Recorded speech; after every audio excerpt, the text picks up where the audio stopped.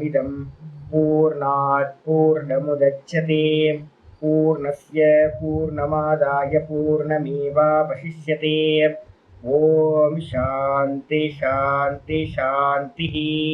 ओम नारायण परो व्यक्त अंडमव्यक्त संभवम् अंडस्यान्तस्मिमे लोकाः सप्तद्वीपाच्च मेदिनी। ओम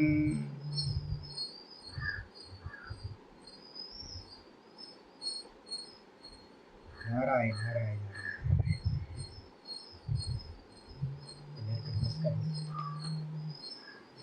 நம்ம பார்த்துக்கிட்டு இருக்கிறது பகவத்கீதையில 12வது சாப்டர்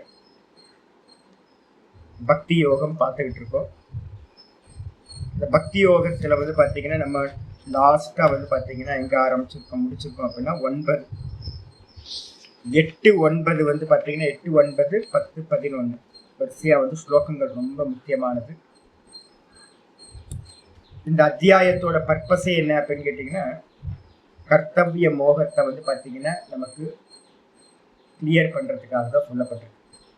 என்ன பண்ணணும் நம்ம முக்கியம் பார்த்தீங்கன்னா நம்ம என்ன பண்ணணும். ஒரு சாதகன் முமுட்சுவா இருந்துக்கிட்டு மோட்ச மார்க்கத்துல போகும்போது எல்லாத்துக்கும் ஒரு கன்ஃபியூஸ் வருது. ஏன்னா சுத்தி இருக்கிறவங்க எல்லாம் இதை பண்ண அதை பண்ணு அப்படி பண்ணு இப்படி பண்ணு ஒரே கன்ஃபியூஸா இருக்கு. இப்ப நம்ம என்ன பண்ணணும் அப்படின்னு வரும்போது ரொம்ப கிளியர். சைவ சித்தாந்தத்துல பார்த்தீங்கன்னா சொல்லுவாங்க சரியை கிரியை யோகம் ஞானம், இவ்வளவுதான். அது எல்லாத்துக்கும் அதே தான். முதல்ல சரியா பண்ண வேண்டியது சரியா அப்படின்னும் போது பகவானுக்கான கைங்கரியங்கள்ல ஈடுபடுறது ரொம்ப பவித்திரம் பண்ணக்கூடியது. சாஸ்திரங்கள்ல பார்த்தீங்கன்னா பகவானுக்கு என்னெல்லாம் நம்ம சேவை பண்றோமோ அதுவும் பலனை எதிர்பார்க்காம எந்த சேவைகள்லாம் பண்றோமோ அதுதான் கேட் பாஸா சொல்லப்பட்டிருக்கு இந்த ஸ்பிரிச்சுவல் பாத். அதுக்கு அடுத்தது பார்த்தீங்கன்னா சரிகைக்கு அப்புறம் கிரியா பூஜைகள்லாம் பண்றோம்னு வச்சுங்களேன், அது தாரணையில வந்துடுறது. அந்த பூஜைகள்லாம் பண்ணி பகவானுக்கு பார்த்தீங்கன்னா ஆராதனைகள் பண்ணும்போது சித்தம் பவித்திரமாகுது. யோகத்துக்கு பார்த்தீங்கன்னா ஒரு குவாலிட்டி நமக்கு கிடைக்குது. அப்புறம் இந்த ஏகாகிரம் இந்த பக்தியை என்ன பண்றோம் அப்படின்னா மெதுவா அந்த யோகத்தோடு அந்த பக்தியை பண்ணும்போது அதுக்கு பேர் உபாசனம் அப்படின்னு பேர். அந்த உபாசனத்தினால பார்த்தீங்கன்னா சித்தம் இன்னும் நல்லா சூக்ஷ்ம தன்மையை அடையும். அந்த சூக்ஷ்ம தன்மையை அடைஞ்சதுக்கு பிறகு நிர்குணத்துக்கு வரும்போது அந்த நிர்குணத்தை கிரகணம் பண்ணக்கூடிய சாமர்த்தியம் இந்த புத்திக்கு பார்த்தீங்கன்னா உண்டாகும். அதனால பார்த்தீங்கன்னா சாஸ்திரம் சொல்லும் போதே கர்ம யோகமாக்கி அதுக்கப்புறம் உபாசனைக்கு அப்புறம் பார்த்தீங்கன்னா இந்த ஞானம் இதான் ஸ்டெப் வச்சிருக்கு. அப்ப ஆச்சாரியர் என்ன பண்றாரு அப்படின்னா நேத்தே ஒரு சுவாமி யாரோ ஒருத்தர் கல்யாணராமன் யாரோ ஒருத்தர் ரிவ்யூ போட்டிருந்தார் கிளாஸ்ல. சாமி எங்கிருந்து ஆரம்பிக்கிறது யாத்திரை? எல்லாத்துக்கும் அதே கேள்வி. எங்க போனாலும் பார்த்தீங்க அப்படின்னா பாடம் கேட்டுக்கிட்டு இருக்கவங்களுக்கே நிறைய வருஷங்களா கேட்டுக்கிட்டு இருக்கவங்களுக்கே என்னோட சாதுக்கள் மத்தியில பேசுறேன். என்ன பண்றது அப்படின்னு ஒரு ஸ்திரத்தன்மை இல்லை. கர்த்தவியத்துல பார்த்தீங்கன்னா ஒரு கன்ஃபியூஸ் இருந்துகிட்டே இருக்கு. அப்ப அந்த கன்ஃபியூஸை போக்குறதுக்காக தான் பார்த்தீங்கன்னா முதல்ல லட்சியம் சொல்றார். லட்சியம் சொல்லும் போது பார்த்தீங்கன்னா நமக்கு என்ன, இந்த பிரம்மத்தை அனுபூதி பண்ணணும். இந்த பிரம்மத்தை அனுபூதி பண்ணணும், பிரம்ம சாட்சா்காரம் பண்ணணும், அத்வைத சித்தி உண்டாகணும், மோட்சத்தை அடையணும் இருந்தாலும் அதுக்கான எபிலிட்டி நம்மள்ட்ட இருக்கானா? அது இல்லை. அப்போ சாஸ்திரம் சொல்லுது என்ன அப்படின்னு கேட்டீங்கன்னா சிரவணம் ஈஸியா அப்படின்னா ரொம்ப ஈஸிங்க. ஆனா அந்த சிரவணமே நிறைய பேருக்கு கிடைக்காது. விவேக சூடாமணியில ஆச்சாரியார் சொல்லும் போது சொல்றாரு, ஸ்ருதேகே சதகுணம் வித்யாத் மனனம் மனநாதபி. ஸ்ருதேகே சதகுணம் வித்யாத் மனனம் மனநாதபி. சிரவணத்தை காட்டிலும் பார்த்தீங்க அப்படின்னா 100 மடங்கு பார்த்தீங்கன்னா மனனம் பார்த்தீங்கன்னா ரொம்ப விசேஷமா சொல்லப்படுது, ரொம்ப பெஸ்டா இருக்கிறது. அந்த மனநாதபி மனனத்தை காட்டிலும் நிதித்தியாசனம் எப்படிப்பட்டதுன்னா லக்ஷகுணம். நிதித்தியாசம் லக்ஷகுணம் அனந்தம் நிர்விகல்பகம். அப்ப மனனத்தை காட்டிலும் பார்த்தீங்கன்னா லக்ஷகுணம் உயர்ந்தது பார்த்தீங்கன்னா நிதித்தியாசனம். அந்த நிதித்தியாசனத்துக்கு பேர் தான் பார்த்தீங்கன்னா நிர்குண தியானம், அக்ஷர தியானம், அக்ஷர உபாசனை அப்படின்னு பேர். அப்ப சிரவணத்தை காட்டிலும் 100 மடங்கு அதிகமானது மனனம், மனனத்தை காட்டிலும் 1,00,000 மடங்கு அதிகமானது இந்த நிதித்தியாசம். நிதித்தியாசனத்தை காட்டிலும் அனந்தம் நிர்விகல்பகம். அனந்தம்னா எல்லையில்லாத மடங்கு பெருசானது எது அப்படின்னு கேட்டீங்கன்னா சொரூபத்தில் அடிக்கக்கூடிய அந்த நிர்விகல்ப சமாதி, அந்த சுரூபத்திலேயே பிரம்மஸ்வரூபத்துல நிக்கிறது. அப்ப நம்ம லட்சியம் பாத்தீங்கன்னா சிரவண மனனம் நிதித்தியாசனத்துல ஆத்மானுபவம். அப்ப அதுக்கு பேக்ரவுண்ட் ஒரு சாமர்த்தியம் தேவைப்படுதே அப்படின்னும் போது நீ நிர்குணத்துல நிக்கிறதுக்கு ரொம்ப டஃபஸ்ட். அது எல்லாத்தையும் தியாகம் பண்ணிட்டு பரவைராக்கியத்து மூலமா அடைய வேண்டியது. அதுக்காக முதல்ல என்ன பண்ண அப்படின்னா கொஞ்சமா பாத்தீங்கன்னா அப்படின்னா சகுனத்துல பிராக்டிஸ் பண்ணு அப்படின்னு ஸ்ருதி மாதாவே என்ன பண்றாங்க அப்படின்னா நமக்கு அனுகிரகம் பண்றதுக்காக நம்ம மந்த அதிகாரியா இருக்கோம், மத்தியம் அதிகாரியா இருக்கோம், நமக்காக பாத்தீங்கன்னா ஸ்ருதிகள் பாத்தீங்கன்னா இந்த உபாசனைகளை பாத்தீங்கன்னா சொல்லப்பட்டிருக்கு, விதிக்கப்பட்டிருக்கு. அம்மா தான் சொல்றாங்க, வேத மாதா தான் நமக்கு சொல்றாங்க. அப்ப அதனால பாத்தீங்கன்னா இந்த இடத்துல பாத்தீங்கன்னா ஆச்சாரியார் 12வது சாப்டர் சொல்றாரு, பக்தின்றது ரொம்ப இம்பார்ட்டண்டா சொல்றாரு. மையேவ மன ஆதத்வ, நிர்விகல்ப சமாதி அடையிறது ரொம்ப பின்னாடி. அதுக்கு முன்னாடி சவிகல்ப சமாதியை பாத்தீங்கன்னா அடைவாயாக. சவிகல்ப சமாதினா என்ன அர்த்தம்? மையேவ மன ஆதத்வ, என்னிடத்திலேயே மனதை சமாதி செய்வாயாக. என்னிடத்தில்னா என்ன அர்த்தம்? சகுண ஈஸ்வரனிடத்துல சமாதி பண்ணு. ஆதத்வ அப்படின்னா பூரண ரூபமா பகவானிடத்திலேயே இந்த இண்டிவிஜுவல் கான்சியஸ்னஸ் என்ன பண்ணணும்? பகவானை விட்டுட்டு வேற எதுவும் இல்லை அப்படின்னு அவனோட மெரிஞ்சு பண்ணணும், அவனோட நாமத்துல, அவனோட ரூபத்துல, விஸ்வரூபத்துல. அதுக்கப்புறம் மகி புத்தி நிவேஷய, அதே மாதிரி பாத்தீங்கன்னா மனசை பரவேஷம் பண்ணா பத்தாது, எனக்கு லட்சியம் பகவான் தான் அப்படின்னு நல்லா பாத்தீங்கன்னா ஒரு தீர்மானத்துக்கு வரணும், நிச்சயமான ஒரு தீர்மானத்துக்கு வரணும், ஒரு கன்விக்ஷன் வரணும். நமக்கு அடைஞ்சா பகவான் மட்டும்தான் அடையணும் அப்படின்னு புத்திக்கு பாத்தீங்கன்னா சங்கல்பம் பண்ணணும், பகவான் தான் அடையணும் அப்படின்னு. இது மாதிரி இருந்துகிட்டு புத்தியையும் மனசையும் இந்த விதமா நம்ம பகவானிடத்திலேயே நிலை பெற செஞ்சோம் அப்படின்னா நிவசிசி மைய அத ஊர்துவம் ந சம்சய.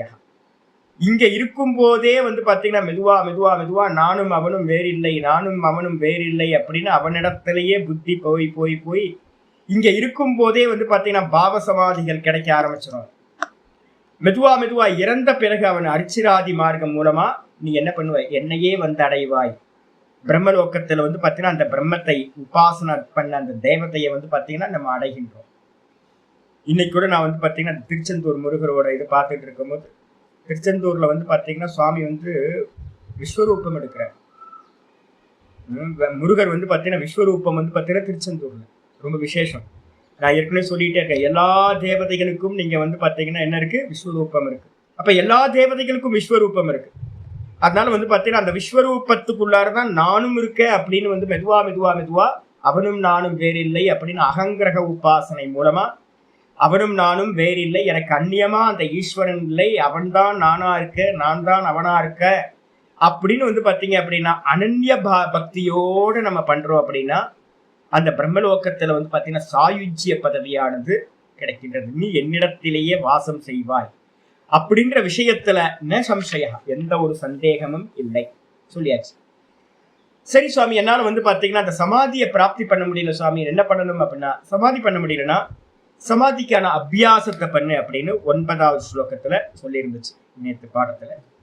அத சித்தம் சமாதாத்தும் ந சக்னோசி மகிஸ்திராம், ஸ்திரம், என்னிடத்தில் ஸ்திரமா என்னுடைய நாமத்துல விஸ்வரூபத்துல உனக்கு பாத்தீங்கன்னா நிலை பெற முடியலன்னா ஓங்காரத்திலேயோ இல்ல பாத்தீங்க அப்படின்னா ரூபத்திலேயோ, என்னுடைய ரூபம் இல்ல என்னுடைய நாமம். நம்ம ஏற்கனவே உபாசனையில 2 விதம் பார்த்திருக்கோம். என்னது? ரூபானுவித்தம், சப்தானுவித்தம். அப்ப அந்த ரூபத்திலேயோ இல்ல பகவானோட சப்தத்திலேயோ பாத்தீங்க அப்படின்னா உன்னால ஐக்கியமாக முடியல அப்படின்னா, அதுல சமாதி பண்ண முடியலன்னா, ஸ்திரமா சித்தத்தை பாத்தீங்கன்னா சமாதி பண்ண முடியலன்னா ந சக்னோசி, முடியவில்லை என்றால் என்ன பண்ண அப்படின்னா அபியாச யோகேன ததஹ. ததஹ அப்படின்னா பிறகு நீ என்ன பண்ண? 2வது பாசிபிலிட்டிஸ் இருக்கு. அபியாச யோகத்தினால என்ன பண்ணு? மாம் இச்சாப்தும் தனஞ்சய, ஹே தனஞ்சய அர்ஜுனா, என்னை அடைவதற்கு அபியாச யோகத்தினால் என்னை அடைவதற்கு இச்சைப்படுவாயாக சொல்லியாச்சு. அபியாச யோகம் அப்படின்னா என்ன சுவாமி அப்படின்னும் போது அதுதான் நம்ம நேற்று வந்து பார்த்தீங்கன்னா பகவத்கீதையில பார்த்துருக்கோம். யாருக்காவது மனசு வந்து பார்த்தீங்கன்னா நம்மளால முடியுமா முடியுமா அப்படின்னு ஆரம்பிக்காதீங்க. எப்பவுமே வந்து பார்த்தீங்கன்னா சாதாரண ஆள் மெதுவா மெதுவா மெதுவா பிராக்டிஸ் பண்ண பண்ண பண்ண பர்ஃபெக்ஷன் அவனுக்கு வர ஆரம்பிச்சிடும். அப்ப பிராக்டிஸ் தான் ரொம்ப முக்கியமா இருக்கு. அர்ஜுனனுக்கு வந்து பாத்தீங்கன்னா ஆச்சாரியர் வந்து பாத்தீங்கன்னா சொல்லும் போதே சொல்றார், 6:35 பகவத்கீதையில சொன்னார், அசம்சயம் மகாபாகோ மனோ துர்நிகிரகம் சலம் அபியாசேன து கௌந்தேய வைராகியேன ச கிரஹ்யதே. 6:35 பகவத்கீதையில சொல்லும் போதே சொல்றாரு, ஏ அர்ஜுனா, நீ சொல்ற மாதிரி இந்த மனசை வந்து பாத்தீங்கன்னா நிரோதம் பண்ணி ஏதாவது ஒரு சகுன ரூபத்திலேயோ இல்ல வந்து நிர்குணத்திலேயோ இந்த மனசை நிப்பாட்டணும் அப்படின்னா ரொம்ப கஷ்டம், ரொம்ப ரொம்ப கஷ்டம் அப்படின்றதுல எந்த ஒரு சந்தேகமும் இல்லை. அப்ப நம்ம எல்லாத்தையும் அக்செப்ட் பண்றாரு. ஆமா, யாராவது ட்ரை பண்றாங்கன்னா கஷ்டம் தான். 5 நிமிஷம் உட்கார முடியாது, 10 நிமிஷம் உட்கார முடியாது, கஷ்டம்தான். ஆனா என்ன பண்ண முடியும் அப்படின்னா அபியாசேன து கௌந்தேய, அபியாசத்தினாலும் வைராகியத்தினாலும் இந்த மனதை என்ன பண்ண முடியும்னா கிரகணம் பண்ண முடியும். அப்ப அதுக்காக தான் என்ன பண்ணணும் அப்படின்னா அந்த பாஷ்யத்தை பாத்தீங்கன்னா தெரியும், உங்களுக்கு எல்லாம் கீழே கொடுத்துருக்கேன். பேஜ் நம்பர் 20 வந்து பாத்தீங்கன்னா அந்த ஸ்லோகத்துக்கு கீழேயே கொடுத்துருக்கேன். பாஷ்யக்காரர் சொல்றார், அசம்சயம் ந அஸ்தி சம்சயோ மனோ துர்நிகிரகம் சலம் இத்தியத்திர ஹே மகாபாகோ. ஏ அர்ஜுனா மகாபாகோ, நீ சொன்னியே இந்த வந்து மனசை வந்து அடக்கிறது ரொம்ப கஷ்டம், துர்நிகிரகம், இதை அடக்குவது ரொம்ப கஷ்டம்னு சொன்னியே, அதுல எந்த சந்தேகமும் இல்லை. கிந்து, ஆனால் பாஷிகர் சொல்ற அபியாசேன து, அபியாசம்னா என்ன சுவாமி அப்படின்னா அபியாசோ நாம, அபியாசத்துக்கு வந்து பாத்தீங்கன்னா ஒரு லட்சணம் பண்ற. அபியாசம்னா என்ன, சித்த இதுல வந்து பாத்தீங்கன்னா 6:35 பாஷ்யம் நான் படிக்கிறேன், சங்கர பாஷ்யம். ஆச்சாரிய சொல்றாரு, சித்த பூமவ் கஸ்யாஞ்சித்து, கஸ்யாஞ்சித்து அப்படின்னா யாருக்கு வந்து பாத்தீங்கன்னா இந்த யோகத்தை அபியாசம் பண்றதுக்கு ரைட்ஸ் இருக்கு அப்படின்னா, இந்த பூமியை வந்து பாத்தீங்கன்னா மனதோட மனநிலையை வந்து பாத்தீங்கன்னா 5 ஸ்டேட்டா வந்து பாத்தீங்கன்னா நம்ம சாஸ்திரத்துல சொல்றோம். யோக சாஸ்திரத்துல மூடம், க்ஷிப்தம், விக்ஷிப்தம், ஏகாகிரம், நிருத்தம் அப்படின்னு 5 ஸ்டேட் இருக்கு. இதுல முதல் ஸ்டேட் வந்து பாத்தீங்க அப்படின்னா சித்த பூமினா முதல் ஸ்டேட்ல இருக்கிற புத்தி வெறும் தாமசமா இருக்கிறது மூடம் அப்படின்னு பேரு. இந்த மூட சித்தத்துல வந்து பாத்தீங்க அப்படின்னா சமாதி வந்து பாத்தீங்கன்னா விதிக்கப்படவில்லை. ரொம்ப தாமசமா இருக்கிறவனுக்கு வந்து பாத்தீங்கன்னா சமாதி அபியாசங்கள் சித்திக்காது. இதுக்கு அடுத்தது வந்து பாத்தீங்கன்னா 2வது வந்து க்ஷிப்தம்னு பேரு. இந்த க்ஷிப்த பூமியில யார் இருந்திருக்கா அப்படின்னா வியாச பாஷ்யத்துல ஆச்சாரியர் சொல்றார், யோகசூத்திர பாஷ்யத்துல சொல்லும்போது சொல்றார், ஜெயத்ரதனை வந்து பாத்தீங்கன்னா நாங்க எக்ஸாம்பிள் சொல்லுவோம், நிறைய டீக்காரங்க எடுத்து சொல்றது. ஜெயத்ரதன் வந்து பாத்தீங்க அப்படின்னா ரொம்ப க்ஷிப்த பூமியில ரஜோகுண பிரதானமா இருந்தவன். ஆனாலும் அவன் வந்து பாத்தீங்கன்னா சமாதிய பண்ணி வந்து பாத்தீங்கன்னா சொல்றான், என்னோட பையனை யாரெல்லாம் வந்து கொள்றாங்க, என்னோட பையனை அவங்க அப்பா வந்து பாத்தீங்கன்னா தபஸ் பண்ற. ஜெயத்ரதனை வந்து பாத்தீங்கன்னா கொல்லக்கூடாது அப்படின்னு தபஸ் பண்ணி சமாதி அடைஞ்சு ஈஸ்வர அனுகிரகத்தை வந்து அடைகிறார் அவர். அப்போ யாருக்கு முடியும் அப்படின்னா க்ஷிப்த பூமியில இருக்கிறவனுக்கும் கூட சமாதி அபியாசம் முடியும். பசுபத அஸ்திரத்தை எடுக்கும் போது அர்ஜுனனும் கூட வந்து பாத்தீங்கன்னா ரஜோகுண பிரதானம் தான். அவனும் சுவாமியை வந்து பாத்தீங்கன்னா இது பண்ணி பாசுபத அஸ்திரத்தை வந்து சிவபெருமானை நோக்கி தபஸ் பண்ணி பெரிய தபஸ்வியா இருந்திருக்கான் அர்ஜுனன். நிறைய இடத்துல தபஸ் பண்ணியிருக்கான். அப்ப என்ன அர்த்தம் கேட்டீங்கன்னா ரஜோகுண பிரதானமா இருக்கிற க்ஷிப்தத்திலையும் கூட வந்து என்னாகும் சமாதி அபியாசம் சித்திக்கும். இதுக்கு அடுத்தது விக்ஷிப்த பூமி அப்படின்னா நம்ம தான் விக்ஷிப்த பூமியில இருக்கோம்.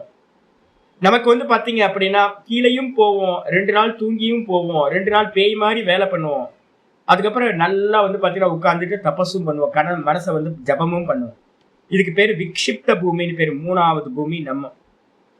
இந்த விக்ஷிப்த பூமியில இருக்கிற நம்ம எல்லாரும் தர்மிகளா இருக்கோம். இந்த தர்மிகளா இருக்கக்கூடிய இவங்க தான் நம்ம ஆசைப்படுறோம், நமக்கு வந்து பாத்தீங்கன்னா ஏகாகிர சித்தத்துக்கு அடுத்த சித்தத்துக்கு போகணும் அப்படின்னு.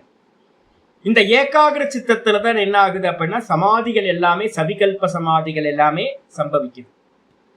அப்ப இப்ப நம்ம வந்து பாத்தீங்கன்னா ஏதாவது ஒரு சித்த பூமியில இருந்து அப்படின்னா என்ன பண்ணணும், மூடத்தை எடுத்துடணும். நீங்க க்ஷிப்தத்துல இருந்தாலும் விக்ஷிப்தத்துல இருந்தாலும் ஏதாவது ஒரு பூமியில இருந்தாலும் என்ன பண்ணணும் அப்படின்னு கேட்டீங்கன்னா சமான பிரத்யய ஆவர்த்திகி சித்தசிய. என்ன பண்ணணும் அப்படின்னு கேட்டீங்கன்னா ஒரே தாட்டை வந்து பாத்தீங்கன்னா ஆவர்த்தி திரும்ப திரும்ப திரும்ப ரிப்பீட் பண்றதற்கு பாத்தீங்களா, ஓம் ஓம் ஓம் ஓம் ஓம் ஓம் ஓம் ராம் ராம் ராம் ராம் மரா மரா மரா மரா மரா மரா மரா மரா. யோசிச்சு பாருங்க, ஒரு பிளேடு பக்கடி என்னவா இருந்திருப்பான்? ரத்னாகரன் வந்து பாத்தீங்கன்னா என்னவா இருந்திருப்பான்? பிளேடு பக்கடினா சத்துவகுண பிரதானமாவா இருந்திருப்பான்? தமோ குணமும் ரஜோ குணமும் பிரதானமா இருந்துகிட்டு வரவங்க போறவங்க எல்லாம் அடிச்சு வந்து பாத்தீங்கன்னா கொலை பண்ணி அடிச்சு உதச்சி நகையெல்லாம் அபகாரம் பண்ணி இப்படிதானே இருந்திருப்பான். முரட்டுத்தனமா இருந்திருப்பான். பாடி எப்படி இருந்திருக்கும்? ரத்னாகரனோட பாடியை கொஞ்சம் திங்க் பண்ணி பாருங்க. நல்ல புஜபலமா ஒரு 5-6 பேர் அடிக்கிற மாதிரி 10 பேர் அடிக்கிற மாதிரி இருக்கும். அப்படிப்பட்ட ஒரு ரத்னாகரன் மரா மரா மரா மரா மரா மரான்னு சொல்லி சொல்லி சொல்லியே ஒரு ராமகாவியத்தை எழுதுறது என்ன சாதாரண காரியமா? யோசிச்சு ராமகாவியத்தை எழுதுற மாதிரி ஒரு புனிதனா மாறி இருக்காரு அப்படின்னா, அப்ப அங்க ரஜோ குணமும் தமோ குணமும் எல்லாம் நஷ்டமாயி சத்துவகுண பிரதானமா ஸ்ரீராமரையே வந்து பாத்தீங்கன்னா அவரோட கதையவே எழுதுற அளவுக்கு சாமர்த்தியம் இன்னும் பேசிக்கிட்டு இருக்கோம். அப்ப என்ன நடந்துச்சு அப்படின்னு கேட்டீங்கன்னா ஆவருத்தி. என்ன ஆவருத்தி அப்படின்னு சமான பிரத்யய ஆவருத்தி சித்தசிய. அபியாசம் என்ன அப்படின்னு கேட்டீங்கன்னா ராம ராம ராம ராம ராம மரா மரா மரா மரா மரா மரா மரா மரா மரா மரா. சித்தத்துல வந்து மனசுல வந்து பாத்தீங்கன்னா ஒரே விதமான தாட் ப்ராசஸ் வந்து பாத்தீங்கன்னா இடைவிடாம ஒன்ன சொல்லும் போது என்ன நடக்குது அப்படின்னு கேட்டீங்கன்னா அதுக்கு பேர் தான் அபியாசம். அப்ப அபியாசத்துக்கு அர்த்தமே வந்து பாத்தீங்கன்னா ஒரே தாட்டை ரிப்பிட்டேஷன் பண்றதுக்கு பேரு அபியாசம். அதுதான் யோகம். கூட வந்து பாத்தீங்கன்னா ஆச்சாரியர் சொல்றார் வைராக்கியம். வைராக்கியம் என்ன? பகவான் மட்டும்தான் அடையணும், வேற யாரும் தேவையில்லை, எல்லாம் பொய், எல்லாம் துக்கமயம் அப்படின்னு.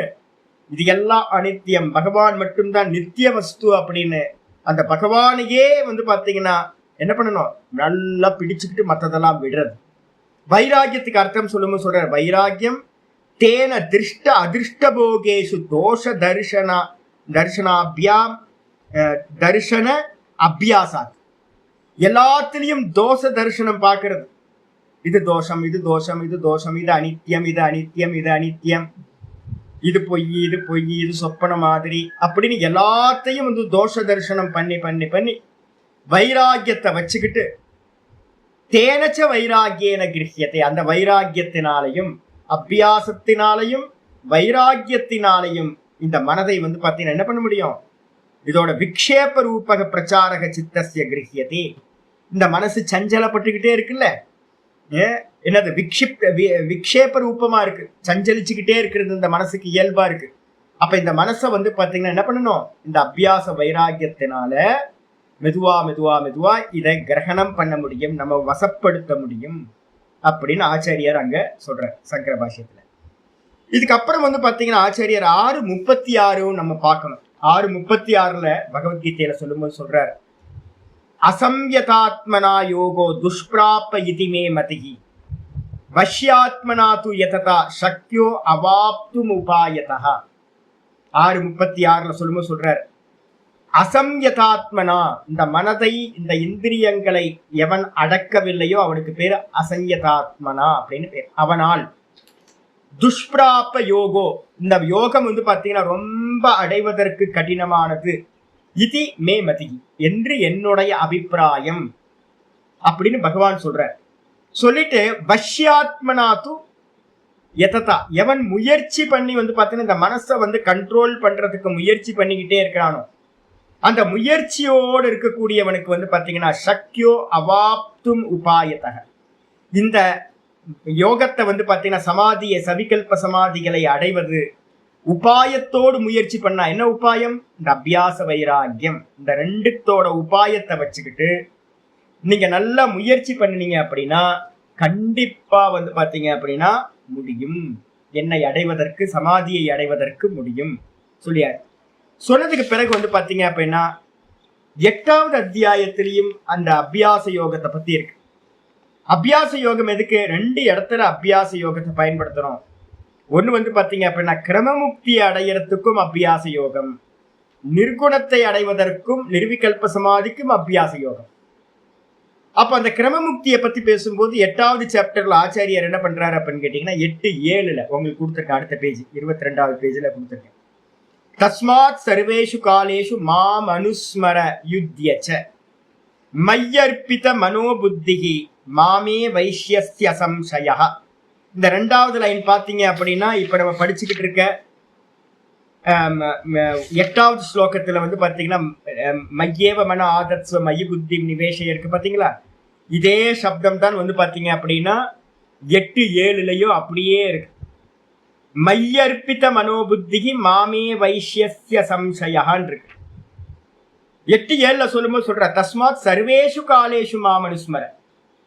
ஆச்சாரியார் சதத யுக்தாக அப்படின்னு ஒரு வார்த்தை யூஸ் பண்ணார். அகோராத்திரமா இரவு பகலா வந்து பாத்தீங்கன்னா பகவானையே நினைச்சுக்கிட்டு இருக்காரு. அதுதான் வந்து பாத்தீங்கன்னா 8வது ஸ்லோகத்துல வந்து 8வது அத்தியாயத்துல 7வது ஸ்லோகத்துல சொல்ற வானப்பிரஸ்தர்களுக்கு மட்டும்தான் சம்பவம், சன்னியாசிகளுக்கு மட்டும்தான் சம்பவம். கர்கஸ்தாசிரமத்துல இருக்கிறவங்களுக்கு நிறைய பொறுப்புகள் இருக்கிறதுனால அது முடியாது. அதனாலதான் நான் திரும்ப திரும்ப சொல்றேன், வந்துருங்க, வானப்பிரஸ்தத்துக்குள்ளார பிரவேசம் ஆயிடுங்க. கிரகஸ்தாசிரமத்திலேயே நாம் 70-80 வயசு வரைக்கும் நிக்காதீங்க. வானப்பிரஸ்தத்துக்குன்னு ஒரு லைஃப் ஸ்டைல் இருக்கு. எந்த விஷயத்தோட ஈடுபடாம ஒதுங்கி இருந்துகிட்டு காலையில இருந்து சாயந்தரம் வரைக்கும் வந்து பாத்தீங்கன்னா நார்த் இந்தியாவில வந்து சாதுக்கள்லாம் நிறைய வந்து மதுரா பிருந்தாவன் போனீங்கன்னா தெரியும், பெண்களும் ஆண்களும் நான் பார்த்திருக்கேன். கையில ஒரு கரமாலையை வச்சுக்கிட்டு வந்து பாத்தீங்கன்னா கரமாலையை வச்சு உருட்டிக்கிட்டே இருப்பாங்க. ஏதாவது விவகாரம் வந்தா மாலையை நிப்பாட்டிட்டு என்னப்பா என்ன வேணும், இதுவா இது செய் இதை செய், அப்புறம் திரும்ப ராம் ராம் ராம் ராம் ராம் ராம் ராம் கிருஷ்ண கிருஷ்ண கிருஷ்ண கிருஷ்ண கிருஷ்ண கிருஷ்ண கிருஷ்ண உருட்டிக்கிட்டே இருக்கிற சித்தத்தை வந்து பாத்தீங்க அப்படின்னா ஒரே தாட்ல. நடுவில் ஏதாவது விவகாரம் வந்தா என்னப்பா என்ன வேணும், இதை பண்ணி இப்படி பண்ணி ராம் ராம் ராம் ராம் ராம் ராம் ராம். சாப்பிட போகும்போது மாலையை வச்சுட்டு சாப்பிட்றது திரும்ப ராம் ராம் ராம் ராம் ராம். குடிக்க போகும்போது மாலையை வச்சுட்டு போய் குளிச்சுட்டு திரும்ப வந்து பாத்தீங்கன்னா ராம் ராம் ராம் ராம். அப்போ எல்லா காரியங்களுக்கும் எப்படி நடக்குதுன்னா ஜபத்துக்கு நடுவுல தான் வந்து பாத்தீங்கன்னா காரியங்களா நடக்கும். ஒரே தாட் ப்ராசஸ் வந்து பகவானோட சிந்தனையே வச்சுக்கிட்டே இருக்கிறது. கொஞ்சம் பாடம் கேட்கறது திரும்ப ஜபிக்கிறது, கொஞ்சம் பாடம் கேட்கறது கொஞ்சம் ஜபிக்கிறது, கொஞ்சம் பூஜை பண்றது திரும்ப ஜபிக்கிறது. அப்ப திரும்ப திரும்ப திரும்ப திரும்ப ஒரு தாட் வந்து உள்ளுக்குள்ளார போயிட்டே இருக்கிறது. தஸ்மாத் சர்வேஷு காலேஷு மாம் அனுஸ்மர யுத்யச்ச. யுத்தம் பண்ணிக்கிட்டு இருக்கும் போதும் கூட வந்து பாத்தீங்கன்னா எல்லா காலங்களிலும் நீ என்ன பண்ண, என்னையே நினைத்திருப்பாயாக. என்னிடத்திலேயே மை அர்ப்பித்த மனசு, என்னுடைய மனசை வந்து பாத்தீங்கன்னா என்னிடத்திலேயே அர்ப்பணம் பண்ணிட்டு என்னுடைய சிந்தனையிலேயே. அதே மாதிரி புத்தியையும் வந்து பாத்தீங்கன்னா என்னிடத்திலேயே அர்ப்பணம் பண்ணு. பகவானைத்தான் அடையணும் புத்திக்கு வந்து சொல்லிக்கிறேன். மனசுல சிந்தனை எல்லாத்தையும் பகவானா வச்சுக்கோ. அப்படி பண்ணினா என்ன ஆகும், மாமே வேஷ்யசி அசம்சய, என்னையே வந்து பாத்தீங்கன்னா நீ அடைவா என்பதில் எந்த சந்தேகமும் இல்லை அப்படின்னு கிரமமுக்திக்கே. அப்ப இந்த ஸ்லோகம் இப்ப பாயிண்ட் பண்ணிட்டு இருக்க ஸ்லோகம் 12வது சாப்டர் எதுன்னு கேட்டீங்கன்னா 8வது சாப்டர்ல இருக்கிறது தான் இங்கேயும் சொல்லுது. அப்ப அபியாச யோகத்தை என்ன பண்ணணும், 8:8 வந்து பாத்தீங்கன்னா சொல்லுது. 8:8 அபியாச யோகத்தை அங்கேயே சொல்லியாச்சு பகவத்கீதையில. அபியாச யோக யுக்தேன சேதசா நான்யகாமினா பரமம், அங்க ஸ்பெல்லிங் மிஸ்டேக் இருக்கு, பரமம் புருஷம் திவ்யம் யாதி பார்த்தானு சிந்தயன். அபியாச யோக யுக்தேன என்ன பண்ணணும், நம்ம எல்லாரும் நேற்று ஒருத்தர் கேட்டிருந்தாரு சொல்லல, கண்டிப்பா அவருக்கு வந்து 50 வயசு 60 வயசுக்கு மேலதான் இருக்கும், கல்யாண ராமன் அப்படின்னு ஒருத்தர். என்ன பண்ணணும் சுவாமி, நான் எதை செலக்ட் பண்ணணும், எனக்கு என்ன அப்படின்னு கேட்டீங்கன்னா 50 வயசுக்கு மேலேயே 55 வயசு வந்துருச்சு அப்படின்னா கையில மாலை எடுத்துக்கணும். கமிட்மெண்ட் எல்லாத்தையும் சொத்து பத்து எல்லாத்தையும் எல்லாம் நீ பார்த்துக்கோ அப்படின்னு பிரிச்சு கொடுத்துடணும். டீடை வந்து பாத்தீங்கன்னா முன்னாடியே எழுதிருங்க. உங்களுக்கு என்ன தனம் வேணுமோ அந்த தனத்தை மட்டும் வச்சுக்கிட்டு மீதி இருக்கிற பொசிஷன் எல்லா பொசிஷன்லையும் பையன்ட்டு எல்லாத்தையும் கொடுத்துருங்க. கொடுத்துட்டு மாட்டு பொண்ணுட்ட ஸ்திரீகளா இருந்தா எல்லாம் மாட்டு பொண்ணுட்ட கொடுத்துட்டு எந்த வேணா பண்ணிக்கோமா அப்படின்னு எல்லாத்தையும் கொடுத்துட்டு பேசாம ஒதுங்கி இருந்துகிட்டு என்ன பண்ணணும், அபியாச யோகத்தோடு கூடினவனாக. இதான் நமக்கு கட்டளை. அபியாச யோகத்தோடு, அபியாச யோகம் என்னது, திரும்ப திரும்ப திரும்ப சமான பிரத்தி ஆவருத்தி திரும்ப திரும்ப திரும்ப ஒரே ஒரு தாட்டை வந்து திரும்ப திரும்ப ரிப்பீட் பண்றது. அந்த அபியாச யோகத்தோடு கூடினவனாக சேத்தசா ந அந்யகாமினா, இந்த சித்தத்தினால வந்து பாத்தீங்கன்னா வேற எந்த ஒன்றையும் சிந்திக்காமல் என்ன பண்ணணும்? அப்படி யாரு பண்ணிக்கிட்டு இருக்கானோ பரமம் புருஷம் திவ்யம் யாதி, அந்த பரமபுருஷனை அந்த கைலாயத்துல வைகுண்டத்துல இருக்கிறவனை என்ன பண்றான்? இவன் சென்று அடைகின்றான். பார்த்த அனுச்சிந்தையன், பார்த்தானுச்சிந்தையன், எவன் திரும்ப திரும்ப அனுச்சிந்தனம் பண்றானோ, ஒரே தாட்ட ஒரே சுவாமியை பாத்தீங்கன்னா சிந்தனை பண்ணிக்கிட்டே இருக்கிறவன், அவன் பாத்தீங்கன்னா அந்த பரமபுருஷனை அந்த ஹிரண்ய கர்ப்பரை அடைகின்றான். ஆச்சாரியர் அதுக்கான பாஷ்யத்தை பாத்தீங்கன்னா ஹைலைட் பண்ணிக்கணும். மயி அப்படின்னா அபியாச யோக யுக்தேன அப்படின்றதுக்கு இதுலயும் 6வது சாப்டர்ல நிர்குணம் 6:35 லட்சணம் சொல்லியிருந்தது. அது முருகனம் 6:35 ஒரு பாஷ்யம் இருக்கு பாத்தீங்களா? ஃபர்ஸ்ட் லைன்லயே கிந்து அபியாசேன து அபியாசோ நாமன்னு ஆரம்பிச்சு பதில் சொல்லிச்சு. அது நிர்குணம். இந்த 8வது சாப்டர்ல சொல்றது பாத்தீங்கன்னா சகுண தியானம், கிரமமுக்தி சாதனம். அங்கேயும் அபியாச யோகத்தை சொல்ற. அபியாச யோகம்னா என்னது? அபியாச யோக யுக்தேன, அபியாச யோகத்தோடு கூடி இருக்கின்றவனாக அவனால். என்னது அபியாச யோகம்னா? மயி என்னிடத்தில், சித்த சமர்ப்பண விஷயபூதே, என்னிடத்துல பாத்தீங்கன்னா சித்தத்தை பாத்தீங்கன்னா சமர்ப்பணம் பண்றதுக்கான ஒரு ஆப்ஜெக்டா இருக்கிற என்னிடத்தில். அப்ப சுவாமியோட விஸ்வரூபத்தை எடுத்துக்கணும். இல்ல அப்படின்னா பாத்தீங்கன்னா நான் இன்னைக்கு பார்த்தேன், முருகருக்கும் பாத்தீங்க அப்படின்னா கிருஷ்ணருக்கும் பாத்தீங்கன்னா விஷ்ணு பகவானுக்கும் ரொம்ப வித்தியாசம்லாம் இல்லை. பாக்குறதுக்கு ஒரே ரூபம் மாதிரி தெரியுது. நல்லா ராஜ ரூபத்துல பாத்தீங்கன்னா ராஜ அலங்காரத்துல முருகர் இருந்தாருன்னா அப்படியே விஷ்ணுவோட ரூபம் மாதிரியே இருக்கு. ரெண்டுக்கும் வித்தியாசமே தெரியல. சில சமயம் நான் கோயில போய் இந்த வடவீதி சுப்பிரமணியர் கோயில போய் பார்த்தா தட்சிணாமூர்த்திக்கும் பாத்தீங்க அப்படின்னா முருகருக்கும் வித்தியாசமே தெரிய மாட்டேங்குது. ரெண்டு பேரும் ஒரே மாதிரி இருக்கு. ஏன்னா எல்லாரும் ஒரே தேவத்தை தானே, வாஸ்தவத்துல இரண்ய கர்ப்ப ரூபம் தான் எல்லாம். அதனால பாத்தீங்கன்னா என்னிடத்தில் பாத்தீங்கன்னா என்ன பண்ணணும்? ஏகஸ்மின், ஒரே ஒரு பிரத்யத்தை எடுத்துக்கணும். அது நாமமா இருக்கணும் இல்ல ரூபமா இருக்கணும். திரும்ப திரும்ப துல்லிய பிரத்யய ஆவருத்தி லட்சணம், ஒரே சமமான ஒரு சித்த விருத்திய ராம ராம ராம ராம ராம முருகா முருகா முருகா முருகா அப்படின்னு பாத்தீங்கன்னா ஏதாவது ஒரு நாமத்தை எடுத்துக்கிட்டு அதையே திரும்ப திரும்ப திரும்ப ஆவருத்தி பண்ணக்கூடியது. ஆவருத்தின்றதுக்கு அர்த்தம் மாலையை வச்சு உருட்டுறோம்ல, ராம ராம ராம ராமன்னு, அதுக்கு பேர் ஆவருத்தின்னு பேர், ரிப்பிட்டேஷன் பேர். அப்ப திரும்ப திரும்ப சொல்றதுக்கு கூடவே என்ன இருக்கணும்? விலக்ஷண பிரத்தியாந்தரிதா. வேற எந்த தாட்டும் உள்ள வந்தாலும் அதை தூக்கி போட்டு திரும்ப ராம் ராம் ராம் ராம் ராம், திரும்ப வேற ஒரு தாட்டு வரும்போது ராம் ராம் ராம் ராம் வரும், தாட்டு வரும். வேற தாட்டு வரும்போதெல்லாம் அதை ஃபோர்ஸபிளா என்ன பண்ணணும்? அதை ரிமூவ் பண்ணிட்டு வேற தாட்டு உள்ள வராம வரும். கண்டிப்பா வரும்.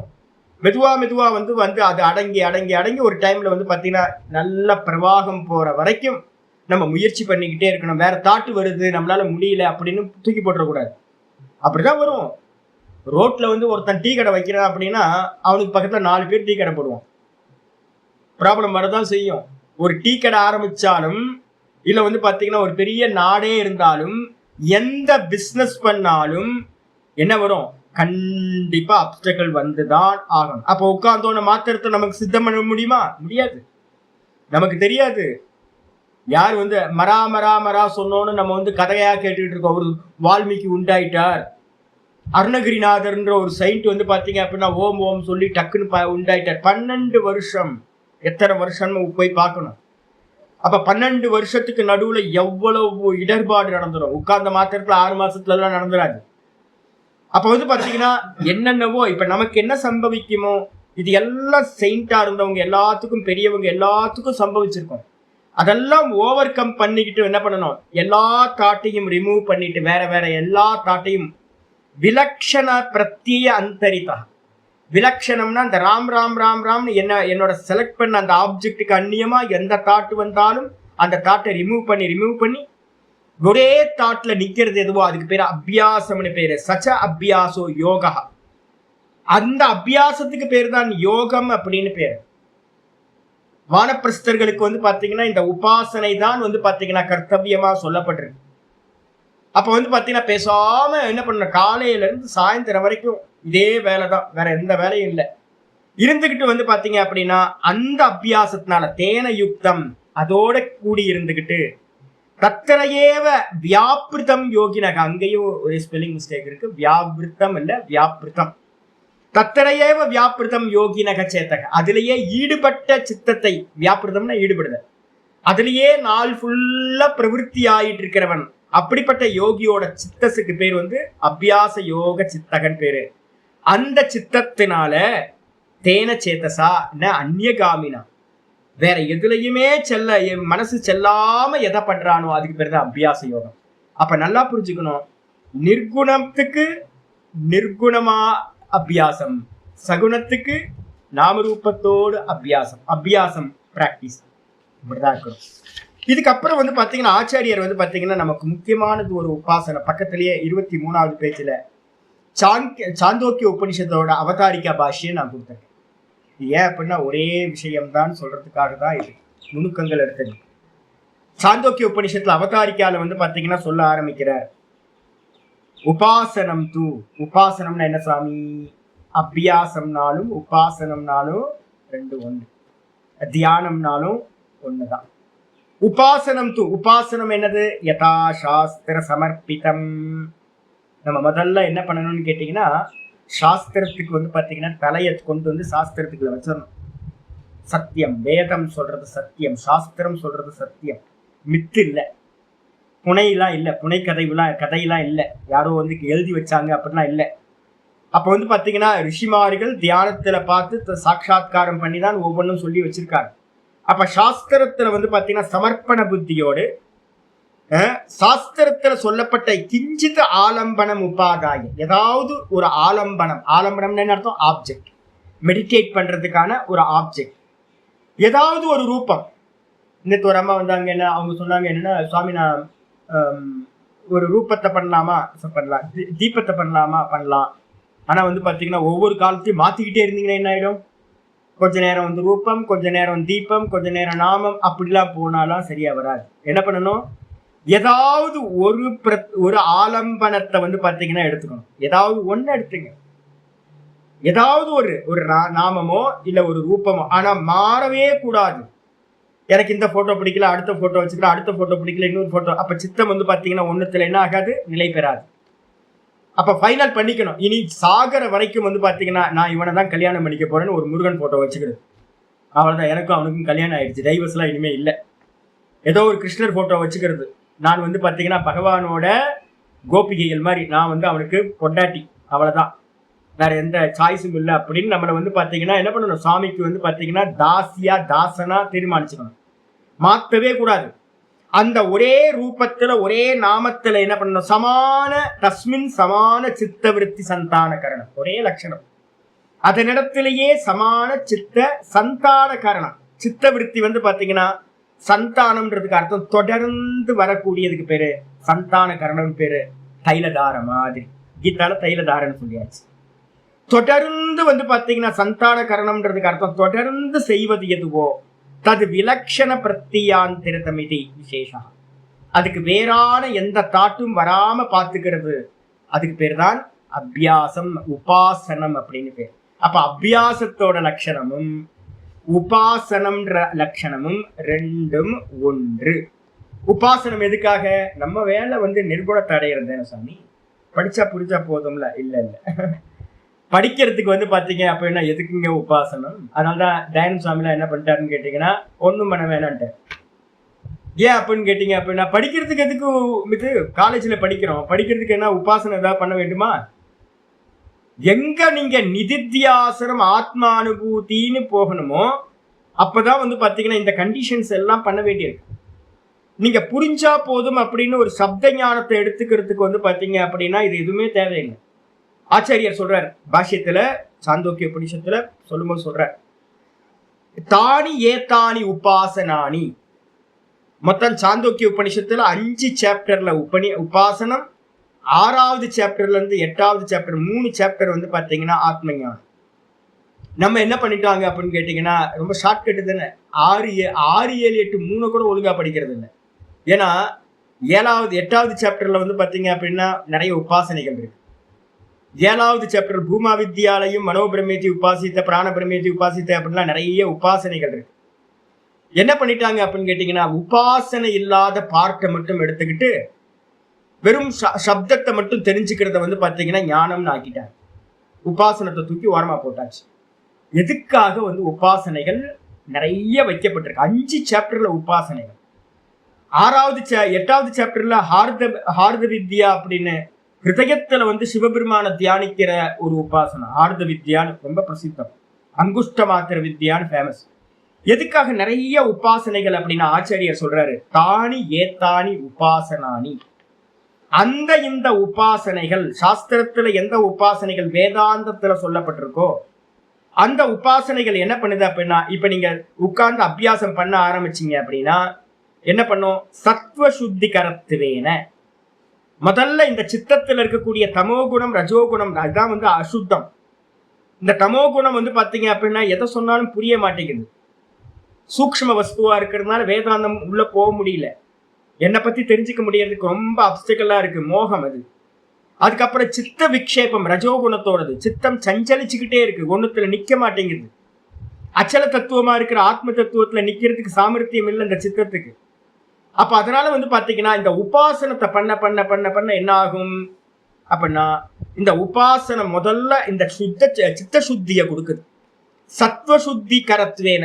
சத்வ சுத்தினா அந்த கரண சுத்தி. முதல் ஸ்டெப் பாத்தீங்கன்னா இந்த சித்தத்துக்கு பாத்தீங்கன்னா இருக்கக்கூடிய சஞ்சலத்தை போக்குது. கூடவே சுவாமியோட அனுகிரகத்தினால தமோ குணங்கள் பாத்தீங்கன்னா ரிமூவ் ஆகுது. இது மூலமா என்ன பண்ணுதுன்னா வஸ்து தத்துவ அவபாசகத்வாத். அப்ப ரஜோகுணமும் தமோ குணமும் போச்சு அப்படின்னா அந்த இடத்துல என்ன இருக்கும்? சத்துவகுணம் மட்டும் இருக்கும். இந்த சத்துவகுணத்தை மட்டும் வச்சுக்கிட்டு இருக்கும் போது டிரான்ஸ்பரண்டா இந்த மனசு வெறும் சத்துவகுணமா 70% இருந்து இன்க்ரீஸ் ஆக சத்துவகுணம் உங்களுக்கு பாத்தீங்கன்னா அந்த ஈஸ்வரனோட தத்துவங்கள் எல்லாம் அப்படியே கண்ணுக்கு முன்னாடி கரக்கலாமல நல்லா கையில இருக்கிற நெல்லிக்காய் மாதிரி பாத்தீங்கன்னா நல்லா தெரிய ஆரம்பிச்சோம். மெதுவா மெதுவா மெதுவா இந்த சஞ்சலம் நீங்க நீங்க நீங்க சத்துவகுணம் அதிகமாக அதிகமாக உங்களுக்கு அந்த ஈஸ்வர தத்துவம் நல்ல முறையில வஸ்து தத்துவ அவபாசகத்வார் அந்த சித்தத்துல அந்த வஸ்து தத்துவம் பாத்தீங்கன்னா நல்லா பிரகாசிக்க ஆரம்பிக்குது. அந்த ஈஸ்வர தத்துவம் பிரம்ம தத்துவம் நல்லா பிரகாசிக்கிறதுனால அத்வைத உபகாரகாணி. அத்வைத சாஸ்திரத்துக்கு உபகாரமா இருக்கு. யாராவது பாத்தீங்கன்னா உபாசனை பண்றாங்கன்னா இப்ப தயானந்த ஆசிரமத்துல என்ன தயானந்த சுவாமி என்ன பண்ணுவாருன்னா கோயில் கட்டினா ரொம்ப சிறப்பா சொல்லுவார். ஏதாவது விவகாரம் பண்ணிட்டு பெருசு பெருசா பண்ணீங்கன்னா கோயில்ல நல்லா நடக்கும். எல்லா ஆசிரமங்கள்லயும் கோயில் நடக்குது. கோயில் பிரதிஷ்டா பண்ணி பூஜைகள் நடக்கும், ஹோமங்கள் நடக்கும், எல்லாம் நடக்கும் கர்மம்.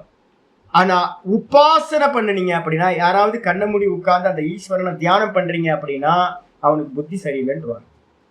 அவன் சரியா புரியல, வேதாந்தம் புரியாம இருக்கான் அப்படின்றாங்க. நான் பார்த்துக்கிட்டே இருந்திருக்கேன்.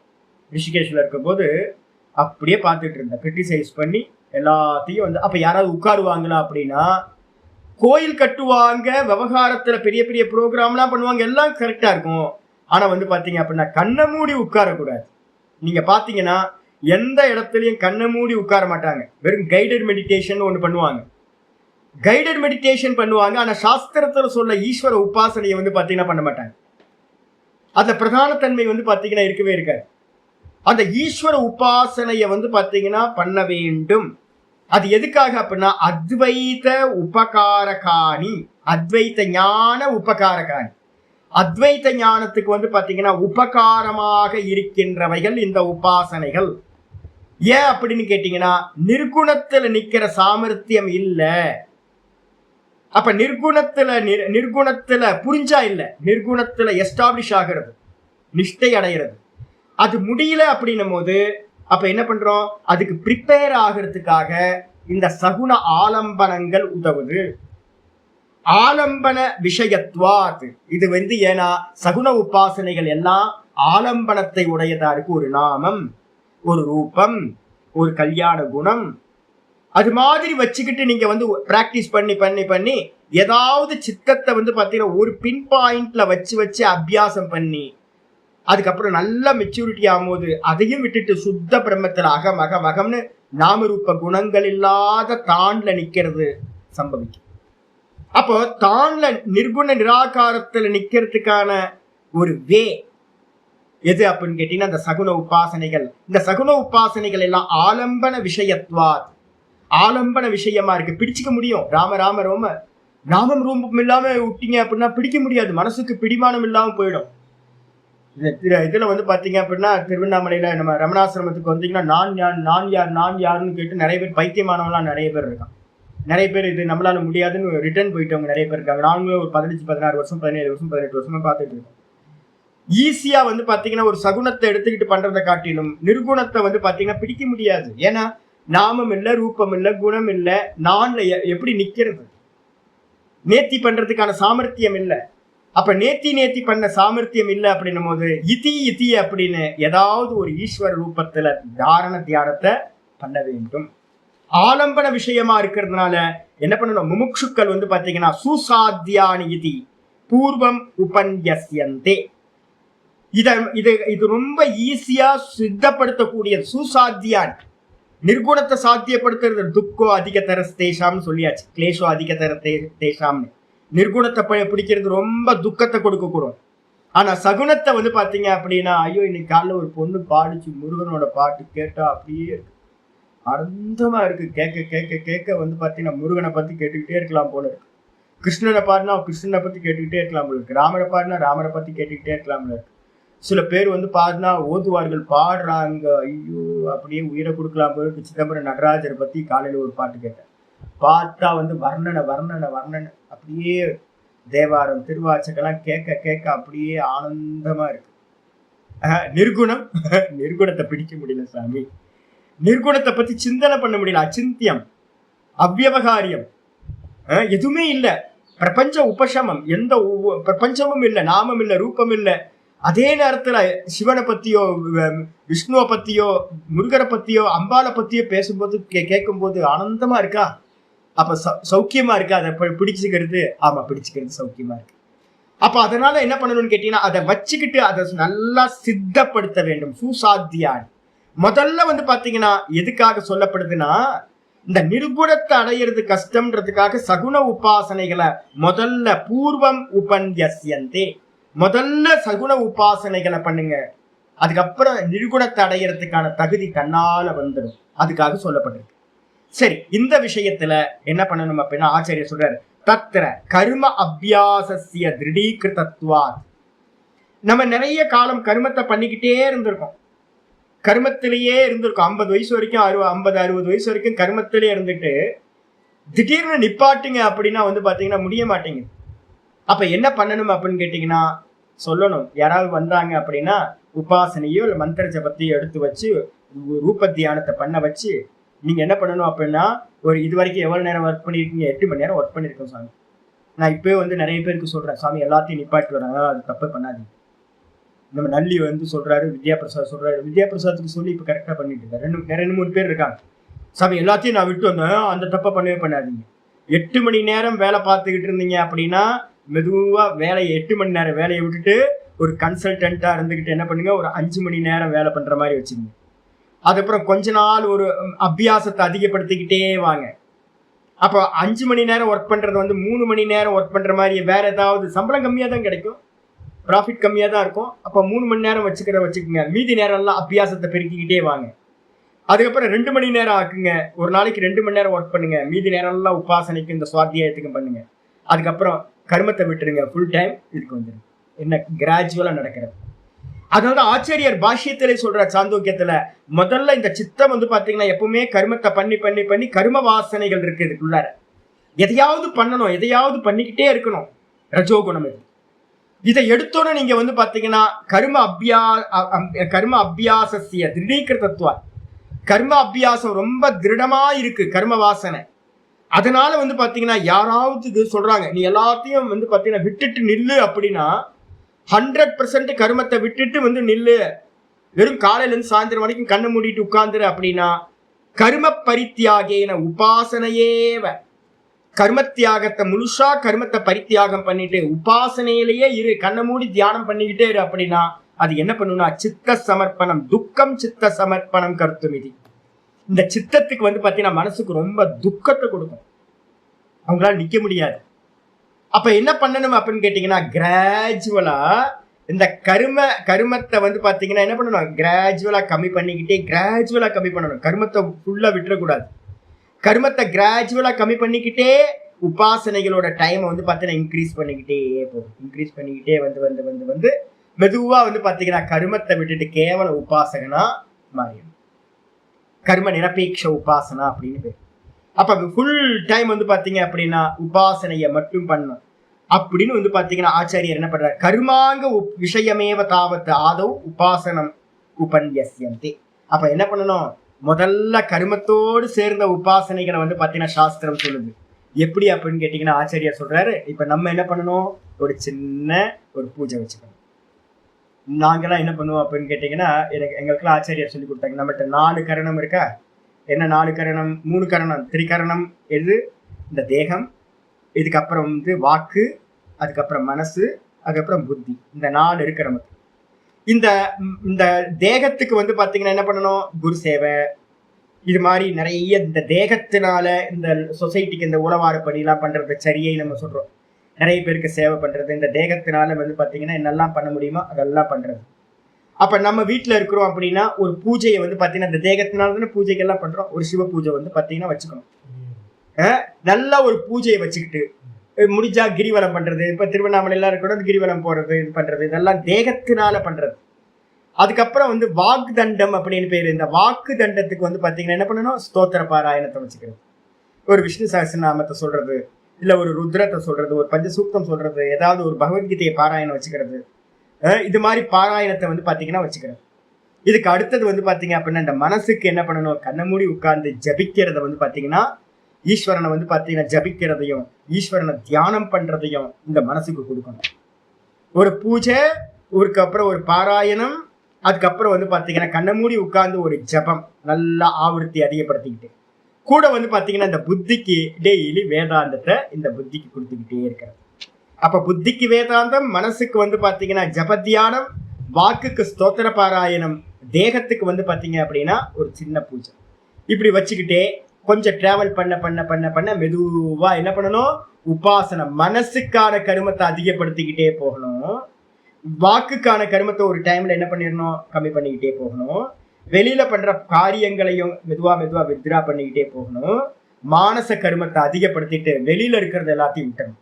ஒரு காலத்துல வந்து பாத்தீங்கன்னா ருத்ரம் பஞ்சசூக்தம், விஷ்ணு சஹஸ்ரநாமம், பகவத்கீதை எல்லாம் படிச்சு படிச்சு படிச்சு இப்ப திடீர்னு ருத்ரத்தை சொல்ல ஆரம்பிச்சா எவ்வளவு சொல்லி இருக்கு, லகு நியாசத்துல வரமாட்டேங்குது, டக்குன்னு அபியாசம் விட்டு போச்சு. ஏன் அப்படின்னா நீங்க பண்ணல அப்படின்னா வராது.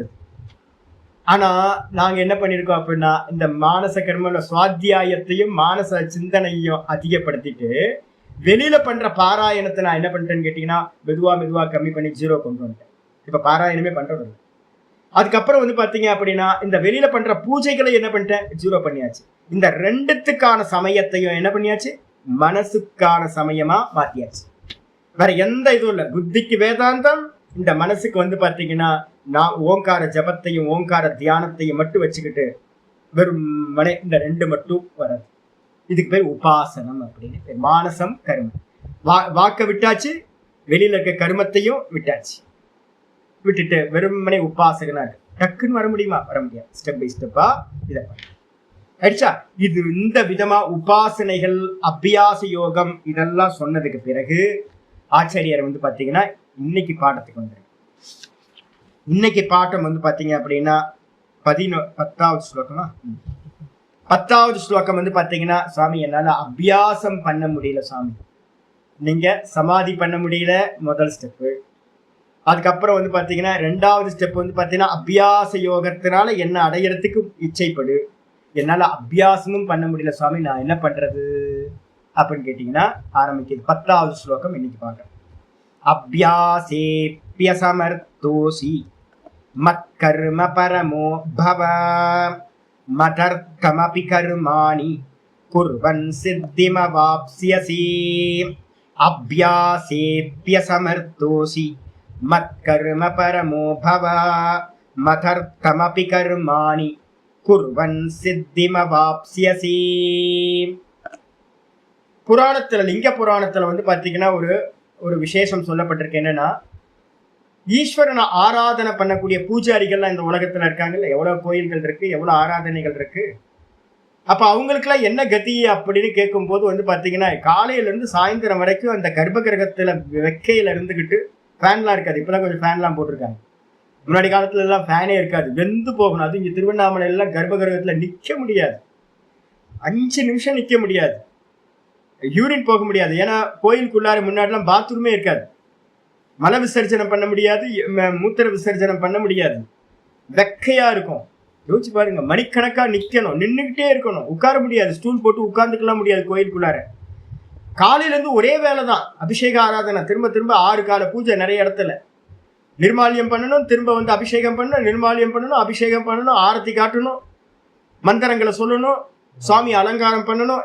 இப்ப இதே வேலையா இருக்காங்களே, இவங்களுக்கு கதி என்ன அப்படின்னும் போது இந்த பூஜைகளை வந்து பாத்தீங்கன்னா சாகர காலம் மட்டும் பண்ணிட்டு என்னை பத்தி வேற எதுவும் வேணாம், வெறும் என்னை பத்தி மட்டும் எனக்கான சேவைகள்ல ஈடுபடுறவனுக்கு வந்து பாத்தீங்கன்னா சாலோக்கியம் வந்து பாத்தீங்கன்னா கன்ஃபார்ம் சொல்லிருக்கு. லிங்க புராணத்தில் வந்து பாத்தீங்கன்னா சொல்லிருக்கு, எனக்கான சேவையில ஈடுபடுறவனுக்கு வந்து பாத்தீங்கன்னா டைரக்டா சாலோக்கியத்துக்கு போயிடலாம். உபாசனை ஒரு புண்ணாக்கு மண்ணாங்கட்டி ஜபம் தேவையில்லை.